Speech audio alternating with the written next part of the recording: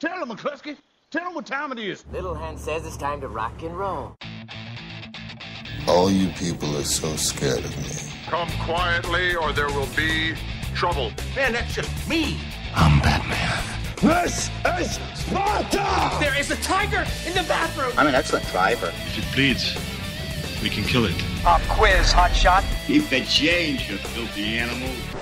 Hey, Griswold, where do you think you're going to put a tree that big? Bend over and I'll show you. Hello and welcome to this week's Monday Movie Show. It's the final normal Monday Movie Show of the year. I'm your host, Stuart, and I'm also joined by Andy. Good evening, Merry Christmas, and a Happy New Year. Too soon. On this week's show, we have two films to review. They are... we have the latest in Peter Jackson's return to Middle-earth with The Hobbit, An Unexpected Journey, and a look ahead at a film coming out next week, as we are not here, which is Ang Lee's Life of Pi. Yeah, on top of that, we have the usual movie news and the UK box office top 10. But as usual, if you're listening to us live, get us on the live chat, speak to us, and we'll give you a shout out on the show. Just like the Tri-Brand on Twitter, he asked me to say hello to him, so why not? It's the end of the year show, so just get in your requests or whatever. Right, let's get on with the UK box office top 10. Number 10 still in there, and we thought it would steer in the top 10. Madagascar 3. Yeah, really surprised that she's still in there. It's now taken. It's really edging close to taking £22 million, which is a staggering amount. Not to say it doesn't deserve it, because it's the best of the Madagascar films. Beautifully animated. It is, I think, in amongst our top 2 animated films of the year. Yep. Or top 3 maybe. And it's deserving of seeing if you have the chance, because it looks amazing. It's funny. Which is surprising because the other two aren't. Yeah, at number 9, End of Watch. I still haven't seen this. I do want to see it. Tell us, Stuart, should I see this film? You would probably like it more than me, because knowing my luck, it's one of those movies where I said, oh, it's not too bad, and then you'll go and see it, and actually you're a stupid idiot because it's brilliant. wait until later on. Yeah, it's fantastic acting. The acting in it is brilliant. I cannot fault the acting.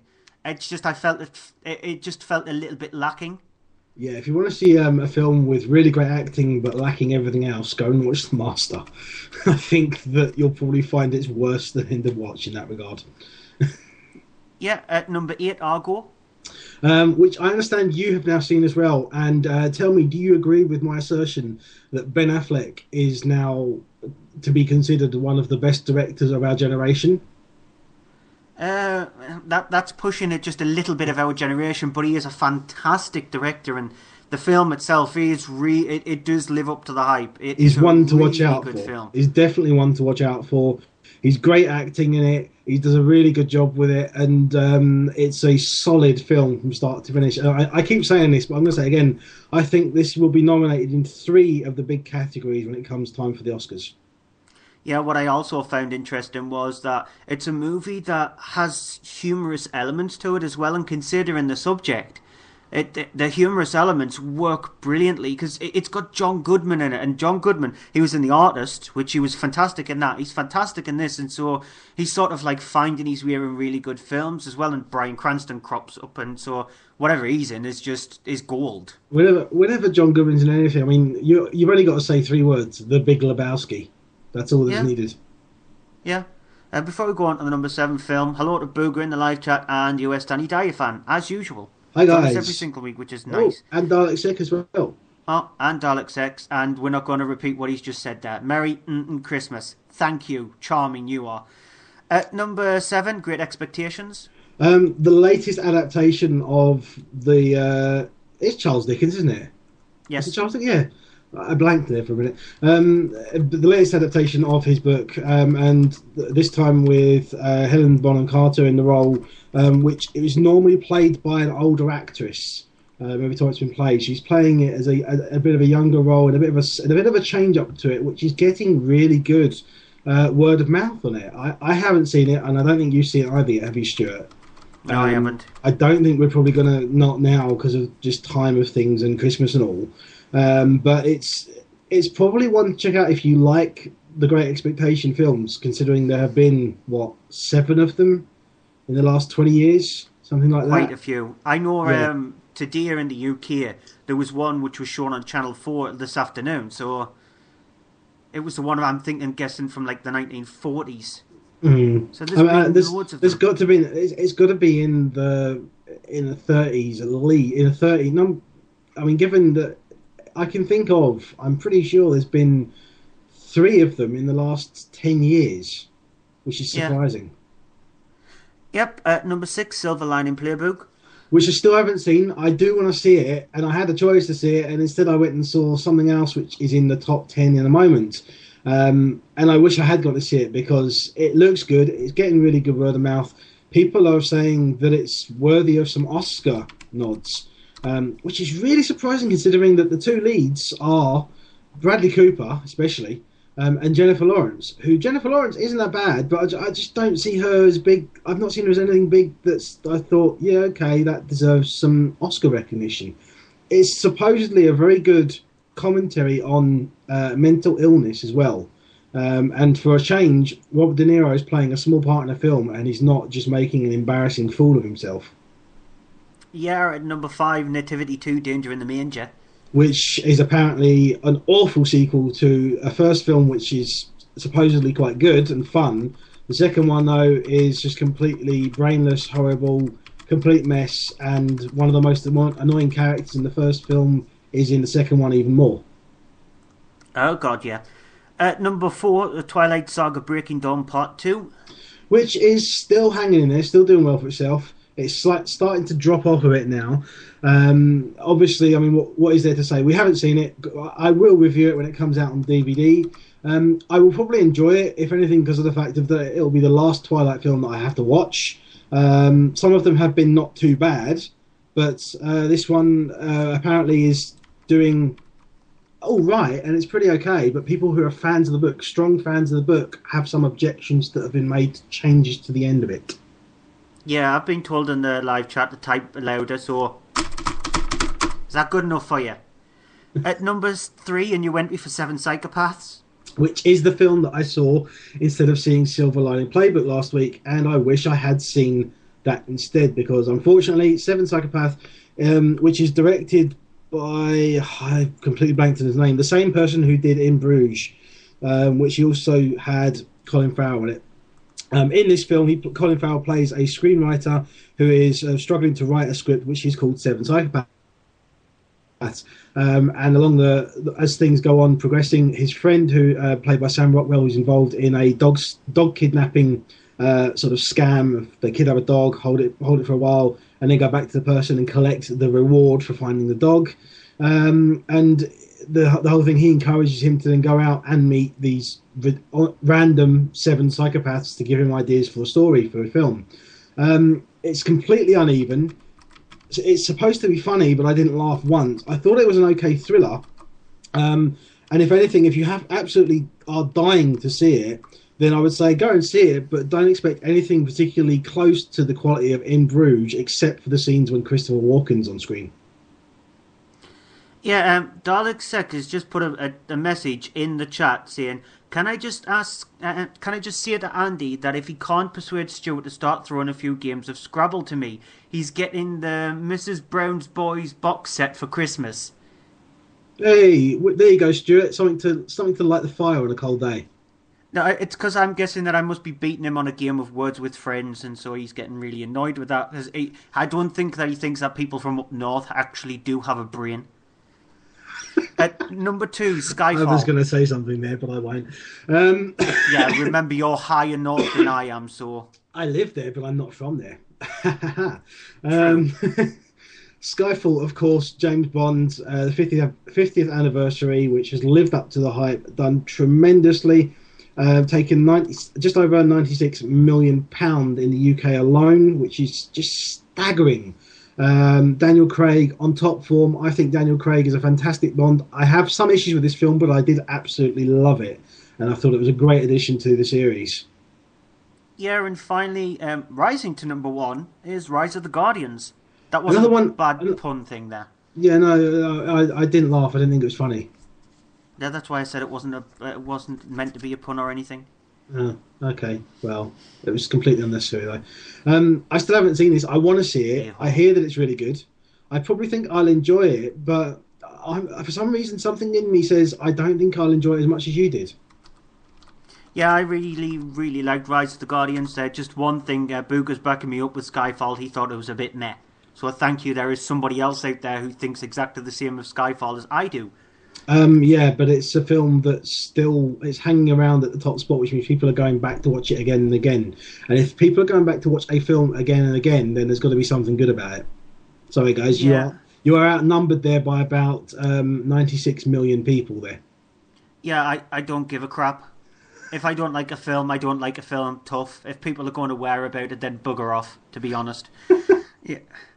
But Rise of the Guardians is a really good animated film. Back onto Rise of the Guardians, it is a really good animated film. I really liked it. Right, let's get on to some movie news. Peter Jackson has confirmed that work on the second Tintin film will begin next year, where we'll start the motion capture process for the film. Very little is known about it, apart from that the children's writer Anthony Horowitz is working on the script, which is likely to take elements from the two Tintin stories, Prisoners of the Sun and the Calculus Affair. Jackson is hoping for a 2015 release.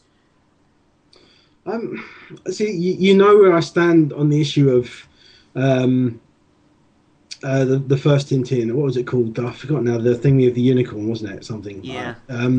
I just struggle with watching it because the eyes are just dead to me, and the eyes are one of the things that you watch when you're watching film, when you're watching a character. So it just doesn't work for me. Booger in the chat is asking for Star Wars 7, 8, and 9 news, and on this week, sorry, Booger, there is none. Yeah, tune into Following the Nerd, and you'll probably get some from that. So Thursday at 9 o'clock, tune into Following the Nerd, and you probably guarantee that they're going to mention Star Wars in some shape or form. So they mention it every single week now. Well, that or the Avengers. Yeah.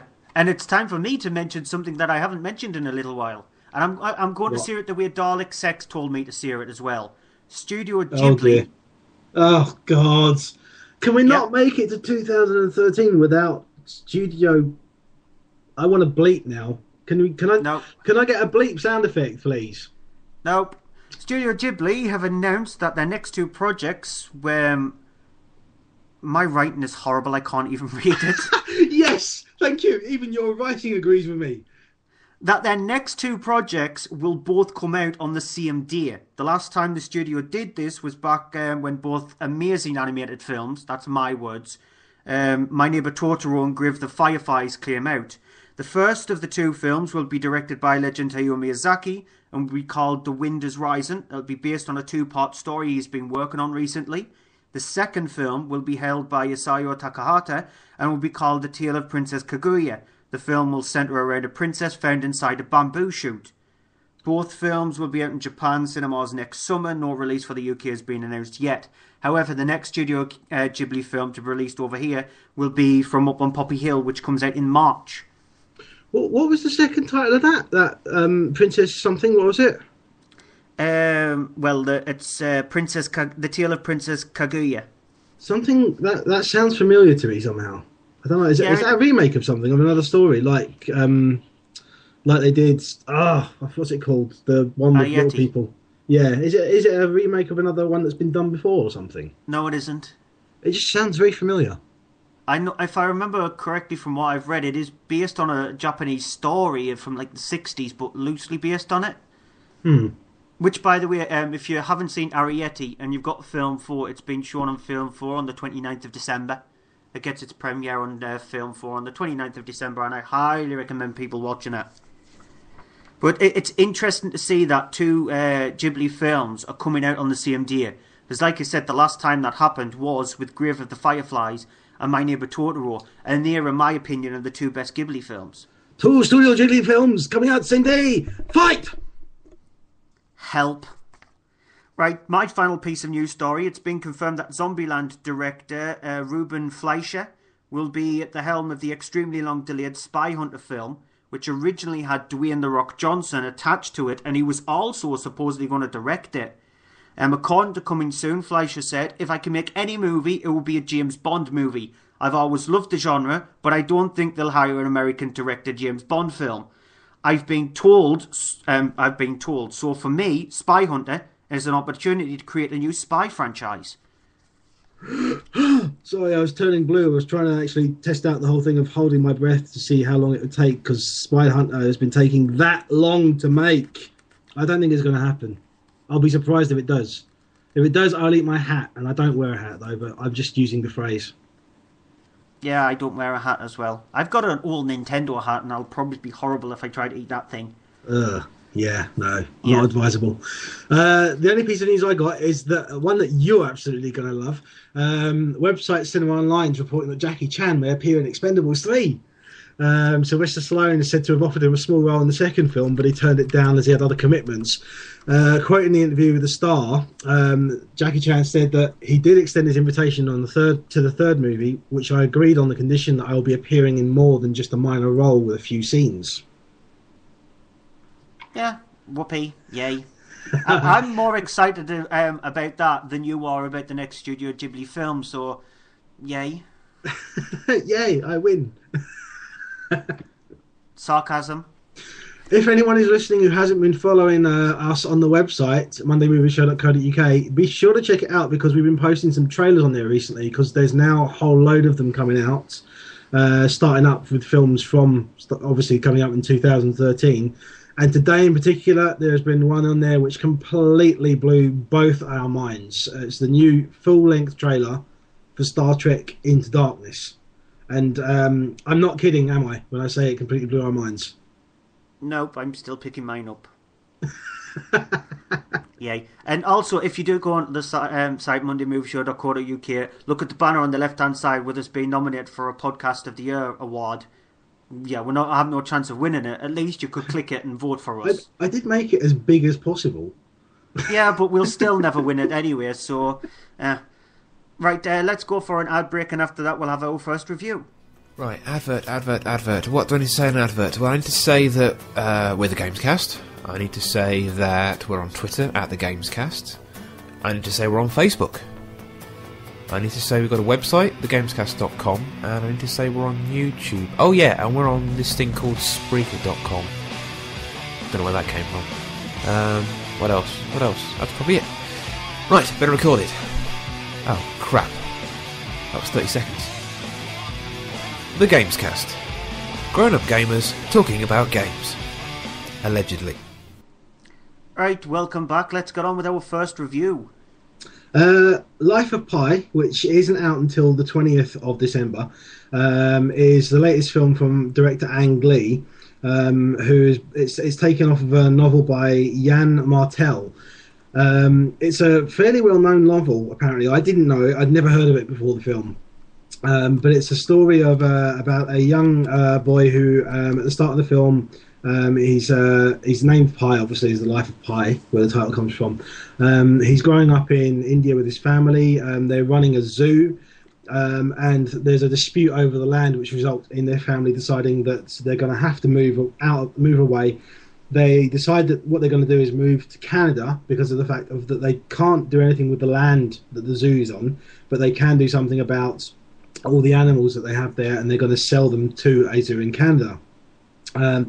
This is all sort of explained as the adult Pi in present day is talking to a man who's a novelist whose name is never given, and he's explaining his life story and this whole thing of a story which this man is going to find really hard to believe because of the fact of that it's such an extraordinary story about that when his family started to then move across to Canada, they were on a cargo ship travelling across the Pacific.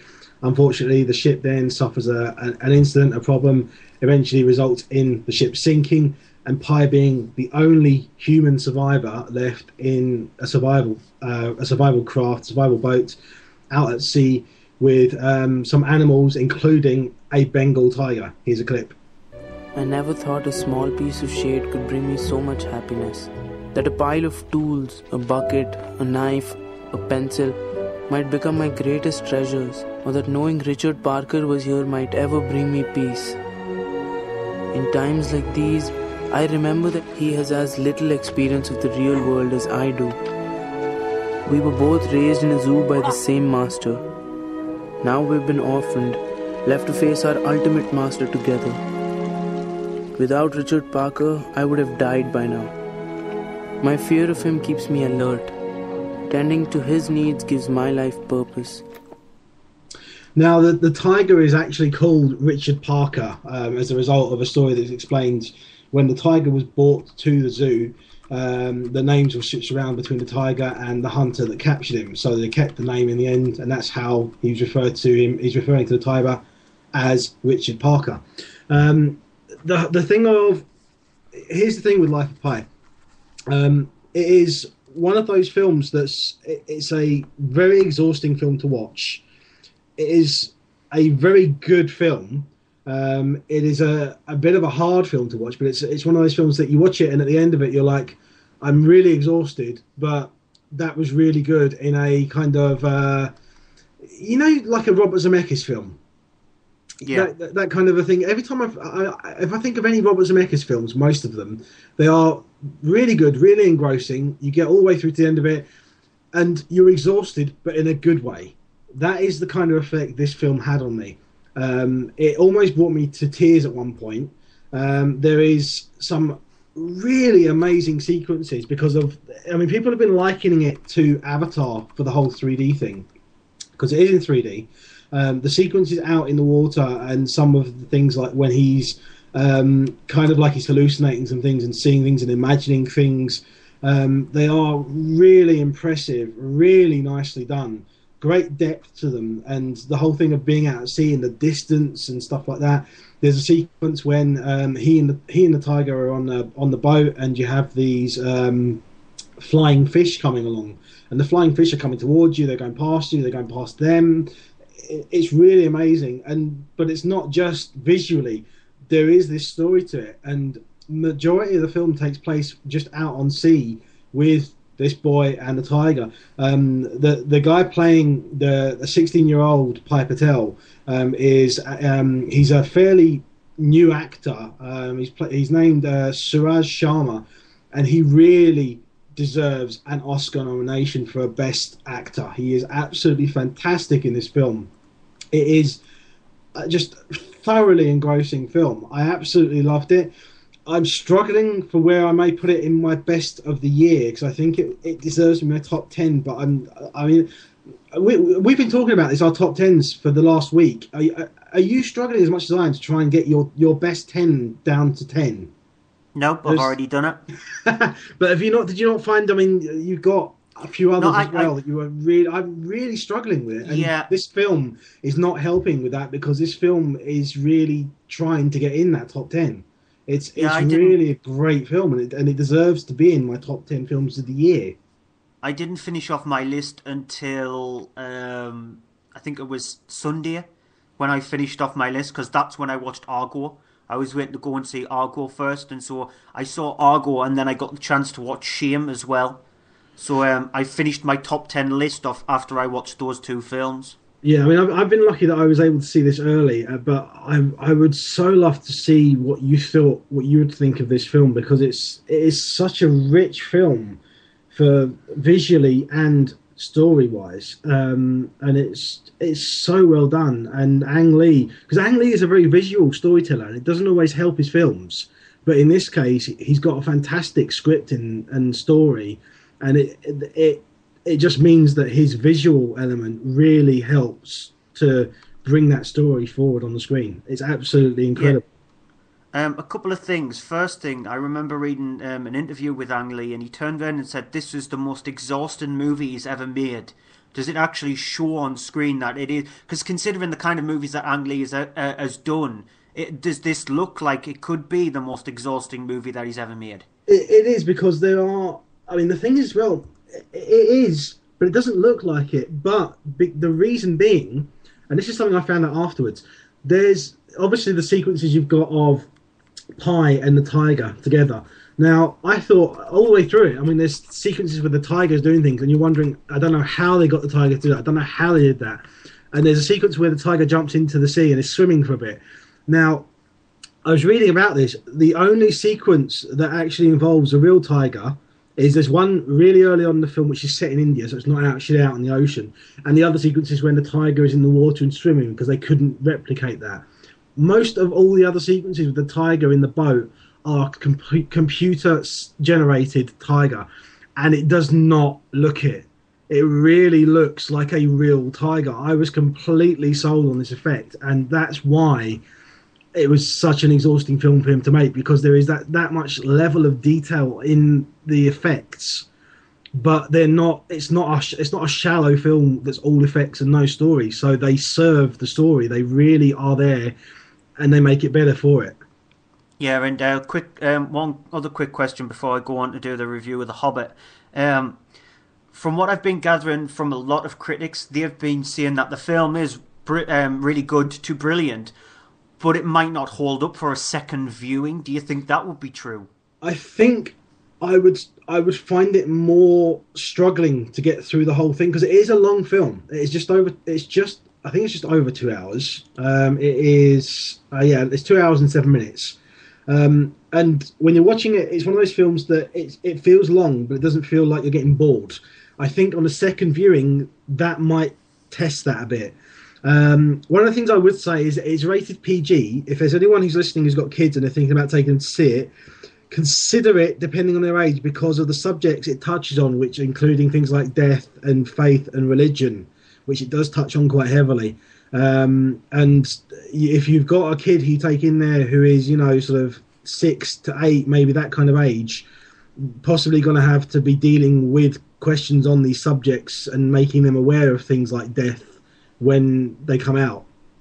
Yeah, before we go on to the Hobbit review, Dalek's X just put up a message in the live chat saying he went to see the Nutcracker beamed live from the Royal Opera House to cinemas in 30 countries this week.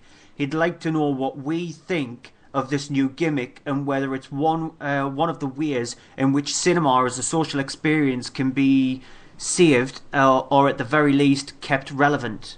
It's an interesting idea for them to do something like that. I've seen the adverts for it, but I'm going to decline because we're not the Monday opera show. We're the Monday movie show.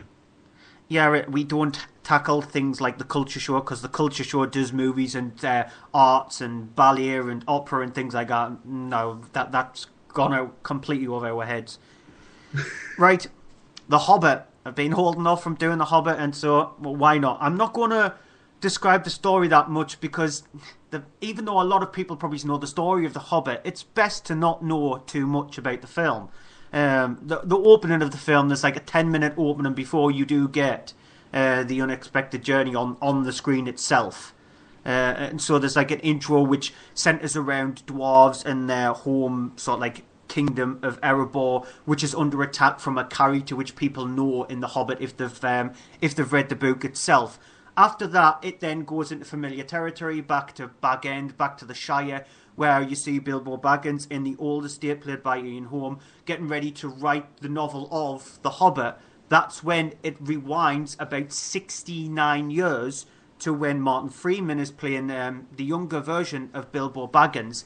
And he meets up with Gandalf the Grey, technically for the first time, because supposedly they might have met each other, but you're not sure about it. Gandalf is obviously up to his usual tricks. He likes to let off fireworks, and Gandalf ends off putting something on his door because he wants Bilbo to join him in a plight with the dwarves, so the dwarves can get back their home city. That night, though, Bilbo gets a knock on his door, and he gets unexpected visitors. Here's a clip. Feely. And Keely. At your service. You must be Mr. Boggins. No, you can't come in. You come to the wrong house. What? Has it been cancelled? No one told us. No, nothing's been cancelled. That's a relief. Careful with these. I just had them sharpened. It's nice, this place. Did you do it yourself? Well, no, it's been in the family for years. That's my mother's glory box. Can you please not do that? Keely, come on. Give us a hand. Mr. Dwellin. Let's shove this in the hallway, otherwise we'll never get everyone in. Hey, everyone? How many more are there? Where do you want this? Oh, no. No, there's nobody home! Go go away and bother somebody else. There's far too many dwarves in my dining room as it is. If this is some clothead's idea of a joke, I can only say it is in very poor taste.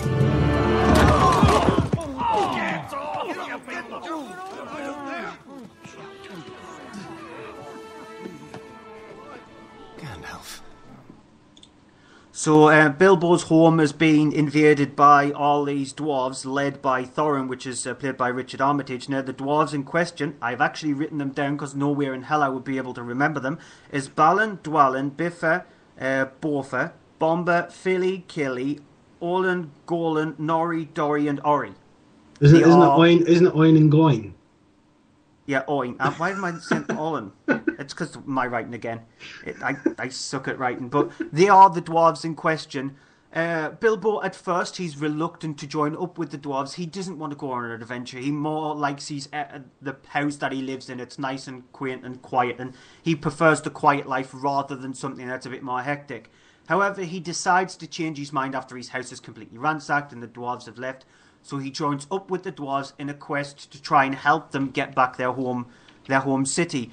Along the way, they meet up with the usual characters. Gandalf goes with them, and there is an altercation with Gollum about, I would say, around about an hour and 45 minutes into the film. It's a while before Gollum crops up, and he's only in there for about 10-15 minutes. But once he does crop up, they have used a different sort of capturing technique for Gollum this time. If you look at him in The Hobbit to looking at him in any of the Lord of the Rings films, you'll see much more detail in them. They've been able to get the motion capture more realistic, which is interesting considering the rest of the special effects in the film are really dodgy in my eyes. They're really badly done. Considering that Gollum is fantastic, the movement of him with Andy Serkis behind him is just brilliant.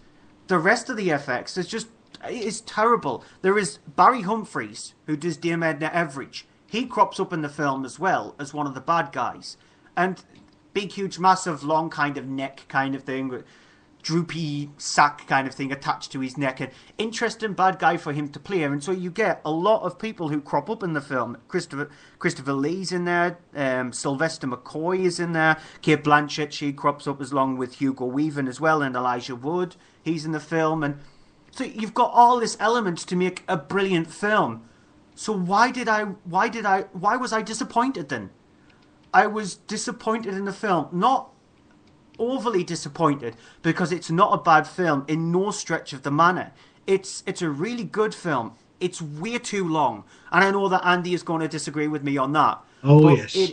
It is way too long, considering that there is 3 films in the series. It's based on one book, and this film covers the first 6 chapters of the book, which is a lot to cover in one film. And it takes a lot of time for it to get going. There is a lot of scenes where they go, oh, did I tell you this story? And they go and tell a story. And then you go back onto the next part of the adventure, and then it does it again. And it follows that kind of route throughout the film. So it's not that I hated the film, because I didn't. I did enjoy myself. I just came out of the film thinking, I'm a little bit disappointed in this, considering how much I loved the Lord of the Rings trilogy. I was expecting much better. And I'm really, really hoping that this isn't a sign, because with the Bourne Legacy, when the Bourne Legacy came out, by the looks of things, there might be a trilogy with the Bourne Legacy. And I'm hoping they're not following the same route as George Lucas did with the Star Wars trilogies. Because the original Star Wars trilogy, 4, 5 and 6, are fantastic. 1, 2 and 3 are awful. I'm hoping this is not going to be the same kind of thing with The Hobbit. And The Hobbit that might not be as good as the Lord of the Rings trilogy. I'm hoping this is just Peter Jackson getting back into his stride, and then the next one is going to be something extremely epic. But you never know, I might change my mind when I get to see it again. I mean, for me, I really loved it, and one of the things that really I realised afterwards is that the running time of it, I knew that it was a long running time, but at no point during the film did I check my watch and wonder, oh, how far are we into this, and oh, how long have we got left? I was never that disinterested in it, which it completely had my attention the whole time. I absolutely loved it. I saw it in 3D, and I'm guessing you saw it in 2D. Yes. I loved it, and I thought the 3D in it was good 3D. It worked really well on it. It was used to great effect, and I thought that I loved the whole thing of it's as someone who has seen the Lord of the Rings films, and I have to admit, I've never read the books. I have them. I've just never got around to reading them. But as someone who absolutely loves the Lord of the Rings films, seeing this, there were so many little bits and pieces here and there that I was just like, oh, that's from this, that links to this, and things that I was picking up that just enriched my knowledge of Middle-earth more as a result of it. And I absolutely loved it. I really just loved it from beginning to end. I really want to go and see it again, though I'm going to struggle for time to see it. And I really think that it is as good as any of the Lord of the Rings films that there were there, if not slightly better, showing the fact of that Peter Jackson has got his pacing down. You say, I mean, a lot of people, including yourself, so you're not the only person who said that it's slow to start at the beginning. But I think that's really good because that whole thing of all the dwarves showing up at Bilbo's house, which takes about 25 minutes, 30 minutes just for them turning up and all doing things. I think it just makes it so you're really into these characters and you really get to enjoy them and you like them and they stand out more. And I found that it helped me to engage with the characters more, which meant that then for the rest of the other 2 hours and 2.25 hours, I was completely into it. I completely cared about them. I loved it. I thought it was brilliant. I don't get how there's so many sort of people that are naysaying it as much. I think there's people who really are saying, I get you loved it, but you didn't like it that much. There are people who are really, really gunning for it, and I don't get that at all. Yeah, Dalek Sect has just said in the live chat, to be fair, Stuart, should it even be an acceptable state of play to be able to say, oh, well, maybe this entire film is a bit meh, maybe the next one should be better, give the millionaire director a break. Yeah. Well, he's already made them, so... well, he's going back to shoot some more stuff for them. Yeah. But I think people who've seen the Lord of the Rings films will like them. I think people who have seen the Lord of the Rings extended editions, which I have as well, and anytime I watch any of the 3 films now, I always watch the extended version. I think, like me, they will enjoy the longer cut because there's more little things in there that just make it feel more complete. I think that's where I'm coming from, being someone who's loved the extended editions. That's why I like this long cut. I'm sticking by my guns by saying that it is way too long. It is definitely too long. The credits roll on for 17 minutes. Oh, well, I didn't stay for the whole credits. Which is just absolutely stupid. But the whole film itself, considering that it's based on one book, and I've never heard of one book being turned into 3 films. Saying that, one book might be turned into 2 films. They didn't even turn the Bible with the 10 Commandments into 2 films. That was like a 4-hour film, but they didn't turn it into like 2 or 3 films. It should not have been 3 films. It should have been 2 films tops, and it should be around about the 4.5, 5-hour mark, rather than 3 films, which is going to stretch beyond the 6-hour mark in total easily. All right, I'm just going to make a point though. You're saying about the end credits being about 17 minutes in length. That means then, because the film, everyone's saying, it's 3 hours long. It's not 3 hours long. It's 2 hours and 49 minutes. So that means that in actuality, without the credits, it's a 2.5 hour film. So it's not 3 hours. So it's still way too long. I disagree. Yeah, it is. It's way too long. We're disagreeing on that. We're not going to agree on this. No, we could be here a while.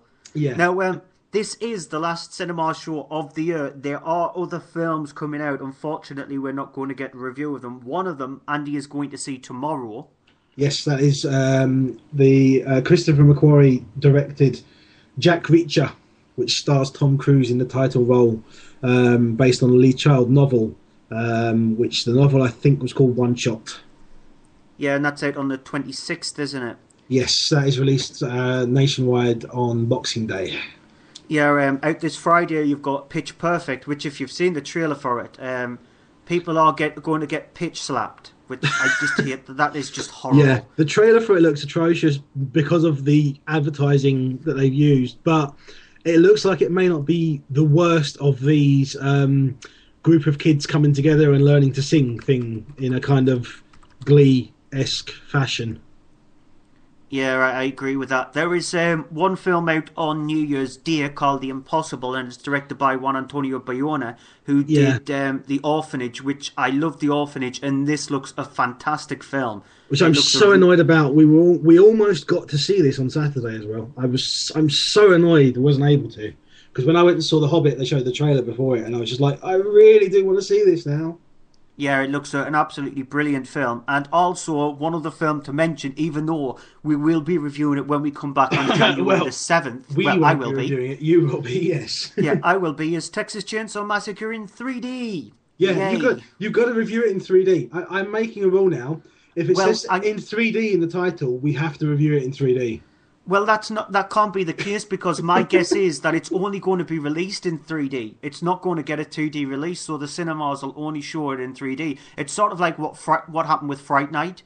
Very few cinemas showed it in 2D. Practically every cinema showed it in 3D. I think we have to agree on that rule, though. If it is like Dread 3D, because Dread was released in both.